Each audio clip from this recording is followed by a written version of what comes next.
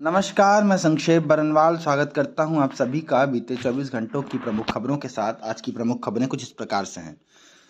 भारत में स्मार्टफोन के लिए नए कानून पर विचार करने की खबर पर केंद्रीय मंत्री राजीव चंद्रशेखर ने इसे पूरी तरह से झूठ बताया है।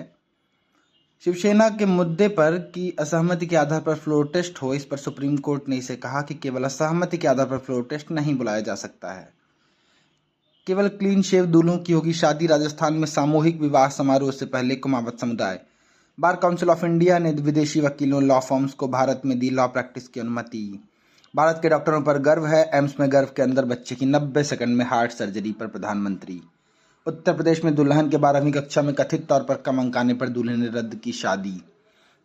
माहेश्वरी समाज ने राजस्थान में किया ऐलान, 2 से ज्यादा बच्चे होने पर मिलेगी ₹50,000 की एफडी। 2018 से अब तक आईआईटी, एनआईटी व आईआईएम में 61 छात्रों ने की हत्या। सरकार। अबू धाबी के G42 ने बाइट डांस में खरीदी 100 मिलियन की हिस्सेदारी। रिपोर्ट। WPL के प्लेऑफ में पहुंचने वाली पहली टीम बनी मुंबई इंडियंस। रूसी लड़ाकू विमान से टकराने के बाद ब्लैक सी में क्रैश हुआ अमेरिकी ड्रोन।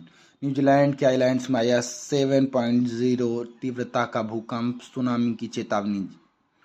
दिव्या अग्रवाल ने वीडियो जारी कर अनुराग कश्यप से मांगा काम, कहा मुझे कोई शर्म नहीं है। 2 बार राज्यसभा सीट की पेशकश की गई, उप मुख्यमंत्री बनने को भी कहा गया सोनू सूद। प्रमुख खबरों को विस्तार से जानने के लिए आगे बढ़ते हैं।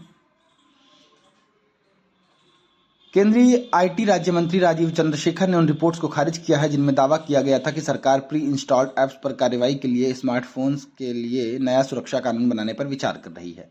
उन्होंने कहा यह पूरी तरह झूठ है, किसी सुरक्षा जांच या कार्रवाई की योजना नहीं है, ये नासमझी और मनगढ़ंत बातें हैं।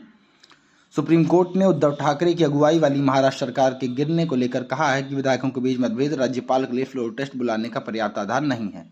कोर्ट ने कहा बागी विधायक 3 साल साथ रहे, फिर अचानक उन्हें तलाक चाहिए था। बकौल कोर्ट तत्कालीन राज्यपाल को बागी विधायकों से अलगाव का कारण पूछना चाहिए था। राजस्थान के श्री क्षत्रिय कुमावत सामूहिक विवाह समिति ने 30 मार्च को जयपुर में प्रस्तावित सामूहिक विवाह समारोह से पहले कहा है कि समारोह में केवल क्लीन शेव दूल्हे भाग ले सकेंगे।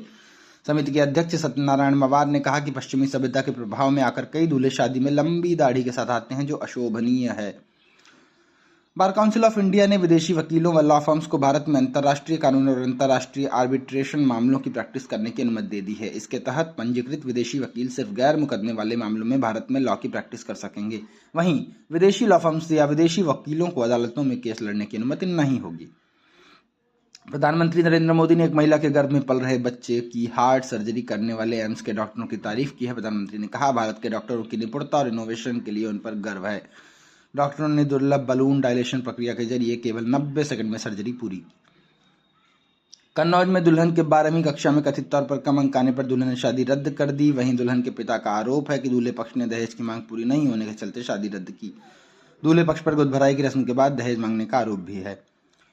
राजस्थान में अखिल भारतीय माहेश्वरी सेवा सदन ने ऐलान किया है कि माहेश्वरी समाज में 2 से ज्यादा बच्चे होने पर तीसरे बच्चे के नाम 50,000 की एफडी मिलेगी। संगठन के अध्यक्ष राम कुमार भूतड़ा के मुताबिक देश भर में माहेश्वरी समाज के लोगों की आबादी करीब 1 करोड़ है और माहेश्वरी समाज की घटती आबादी के चलते फैसला लिया गया है। केंद्र सरकार ने बुधवार को राज्यसभा में बताया कि भारतीय प्रौद्योगिकी संस्थान, राष्ट्रीय प्रौद्योगिकी संस्थान और भारतीय प्रबंधन संस्थान में 2018 से 2023 के बीच 61 छात्रों ने आत्महत्या की है। सरकार ने बताया कि इन संस्थानों में 2018 में 11, 19 में 16 और 2020 में 5, 2021 में 7 और 2022 में 16 छात्रों ने आत्महत्या की है। रिपोर्ट के अनुसार अबू धाबी के आर्टिफिशियल इंटेलिजेंस फर्म G42 ने $220 बिलियन के मूल्यांकन पर टिकटॉक की पेरेंट कंपनी बाइट डांस में $100 मिलियन की हिस्सेदारी हासिल कर ली है। बकौल रिपोर्ट यूएई के राष्ट्रीय सुरक्षा सलाहकार शेख तहनून बिन जायद अल नाहयान की कंपनी G42 ने बाइट डांस के मौजूदा निवेशकों से पिछले कुछ महीनों में यह हिस्सेदारी खरीदी है। मुंबई इंडियंस ने मंगलवार को गुजरात जायंट्स को 55 रनों से हराकर वुमेन प्रीमियर लीग में लगातार 5वीं जीत दर्ज की और प्लेऑफ में पहुंचने वाली पहली टीम बन गई। मुंबई इंडियंस ने 162 रन 8 विकेट के नुकसान पर का स्कोर बनाने के बाद गुजरात जायंट्स को 107 रन 9 विकेट के नुकसान पर के स्कोर पर रोक दिया और टूर्नामेंट में 200 से कम टोटल डिफेंड करने वाली पहली टीम भी बनी।